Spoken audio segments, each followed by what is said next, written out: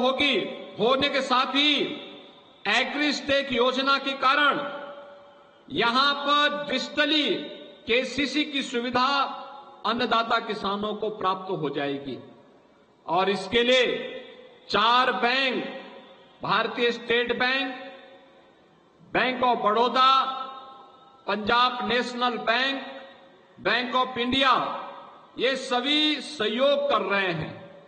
यहां की सफलता के बाद पूरे प्रदेश के अंदर और पूरे देश के अंदर योजना लागू होने जा रही है, क्योंकि पायलट इंप्लीमेंटेशन के माध्यम से हम लोगों ने पहले चरण में जनपद फर्रुखाबाद को लिया और फर्रुखाबाद के बारे में जब यहां पे चर्चा भी माननीय सांसद जी और माननीय विधायक जी कर रहे थे तो मुझे याद आ रहा था कि यहां के लोग बार बार कहते थे संकिसा धाम का हम सुंदरीकरण का काम कर रहे हैं और संकिसा धाम दिव्य धाम के रूप में प्रस्तुत होगा, कोई संदेह नहीं होना चाहिए। बाबा नीम करोली के धाम के भी सुंदरीकरण की एक कार्य योजना हम लोगों ने प्रस्तुत करने के लिए कहा है और मां गंगा की अविरल और निर्मल धारा के लिए नमामि गंगे परियोजना के माध्यम से प्रधानमंत्री मोदी जी का जो अभियान चल रहा है, इस पर पहले की तुलना में बहुत काम हुआ है। जो बचा है प्रयागराज कुंभ के पहले पहले हम उस काम को भी पूरा करने जा रहे हैं। बहनों भाइयों, यहां पर सांसद जी भी कह रहे थे और हमारे विधायकगण भी कह रहे थे, बार बार कहते हैं कि गंगा एक्सप्रेस वे, और मैं आप सबसे कहने के लिए आया हूं, हमारा सर्वे का काम चल रहा है और फर्रुखाबाद होते हुए मां गंगा को जोड़ते हुए गंगा एक्सप्रेसवे फर्रुखाबाद को जरूर जोड़ेगी। उसके लिए हम लोग अपनी पहले भी कह चुके हैं कि कार्य होना है। फर्रुखाबाद वासियों को इसके लिए किसी के पास जाने की आवश्यकता नहीं है। डबल इंजन की सरकार डबल स्पीड से चलती है।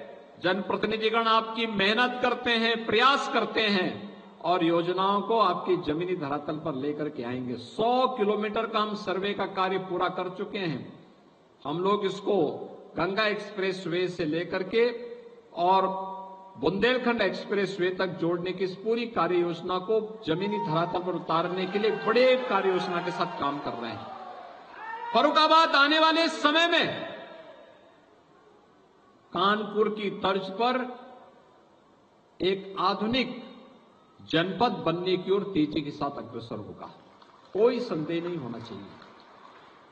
बहनों भाइयों, ये जनपद ने, जिस जनपद ने ब्रह्मदत्त द्विवेदी जी जैसे सपूत दिए हों, जिनका जीवन राष्ट्रवाद के लिए समर्पित था, और आप सब जानते हैं समाजवादी पार्टी के चीर हरण के दृश्य को बेनकाब करने वाला कोई एक भारत मां का लाल था तो वह थे इसी धरती के सपूत स्वर्गीय ब्रह्मदत्त द्विवेदी जी। उन लोगों ने उस समय समाजवादी पार्टी के उन षड्यंत्रों को पूरी तरह दूर करते हुए एक आह्वान किया था, राजनीति का शुद्धिकरण होना चाहिए, अपराधीकरण समाप्त होना चाहिए। और बहनों भाइयों, मैं आभारी हूं आप सबका, आदरणीय प्रधानमंत्री जी का, प्रदेश की जनता जनार्दन का, कि हम लोगों ने प्रदेश की कानून व्यवस्था को आज ऐसा बना के रख दिया है कि पूरे देश के अंदर कानून का राज के बारे में जब चर्चा होती तो उत्तर प्रदेश की सब लोग चर्चा करते हैं। बेटी सुरक्षित हो जाए, व्यापारी सुरक्षित हो जाए, अन्नदाता किसान खुशहाल हो जाए और युवा अपने पैरों पर खड़ा होकर के स्वावलंबन का जीवन जीने लग जाए तो विकास इसी प्रकार से सरपट दौड़ता हुआ दिखाई देता है, जैसे आज उत्तर प्रदेश के अंदर है। आखिर यही उत्तर प्रदेश था। 2017 के पहले बीमारू राज्य कहलाता था।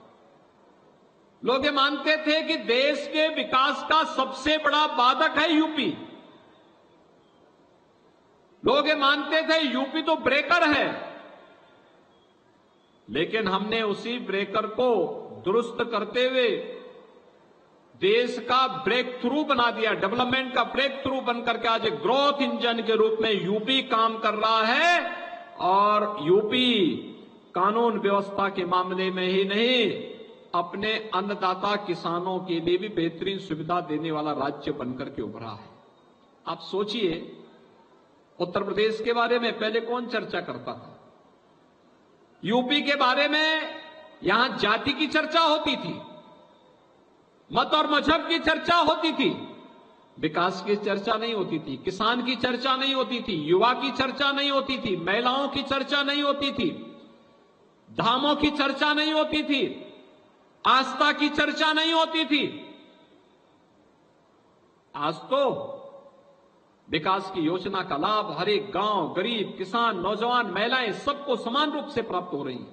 कोई सोचता था उत्तर प्रदेश में 7 वर्ष में डबल इंजन की सरकार 56 लाख गरीब को सिर ढकने के लिए छत दे दे, एक एक मकान दे दे। आज यूपी के अंदर 7 वर्ष के अंदर मात्र एक कार्य पूरा करके दिखाया गया। कोई सोचता था गरीब के घर में शौचालय बने, आज 3 करोड़ गरीब के घर में शौचालय बन गए। कोई सोचता था गरीब को 5 लाख रुपए की स्वास्थ्य बीमा का कवर मिलेगा, हम लोगों ने 5 करोड़ से अधिक आयुष्मान के कार्ड प्रदेश के अंदर जारी कर दिए हैं। 5 करोड़ औरों को देने की तैयारी चल रही है। और अभी तो उत्तर प्रदेश में एक फैमिली आईडी कार्ड जारी हम करने जा रहे हैं। ये फैमिली आईडी कार्ड जिस परिवार के पास आवास नहीं होगा उसको आवास देगा, जिसके पास शौचालय नहीं होगा शौचालय देगा, जिसके पास 5 लाख रुपए की स्वास्थ्य बीमा का कवर नहीं है उसको वह सुविधा दी जाएगी, जिसको पेंशन नहीं मिलती उसको पेंशन देंगे, जिसके पास राशन कार्ड नहीं होगा एक कार्ड से उसका सारा कार्य हो जाएगा, और जिसके पास रोजगार नहीं होगा उसको रोजगार भी देने का कार्य फैमिली आईडी उपलब्ध कराने का कार्य करेगा। भाइयों बहनों, कोई सोचता था उत्तर प्रदेश में कि उत्तर प्रदेश में इतने भारी पैमाने पे निवेश आएगा? 40 लाख करोड़ रुपए के निवेश के प्रस्ताव, और उसका पहले चरण में ही 10.5 लाख करोड़ रुपए के निवेश के प्रस्ताव का शिलान्यास आदरणीय प्रधानमंत्री जी के कर कमलों से अभी इसी फरवरी माह में रखा गया है, पहले रखा जा चुका है। यानी इतने बड़े पैमाने पर निवेश के प्रस्ताव का मतलब 35 लाख नौजवानों को नौकरी तत्काल उपलब्ध होगी, और 40 लाख करोड़ रुपए के निवेश के प्रस्ताव जिस दिन जमीनी धरातल पर उतरेंगे 1 करोड़ से अधिक, 1 करोड़ 10 लाख से अधिक नौजवानों को सीधे सीधे नौकरी मिलेगी। हमारा यूपी का नौजवान अब यूपी से बाहर नहीं जाएगा, बल्कि बाहर का व्यक्ति नौकरी ढूंढने के लिए यूपी में आएगा।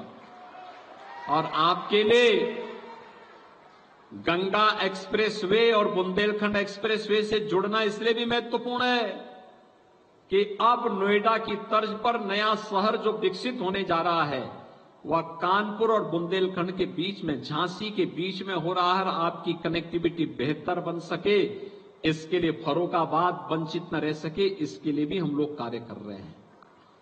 बहनों और भाइयों, ये विकास भी है और विरासत का संरक्षण भी है।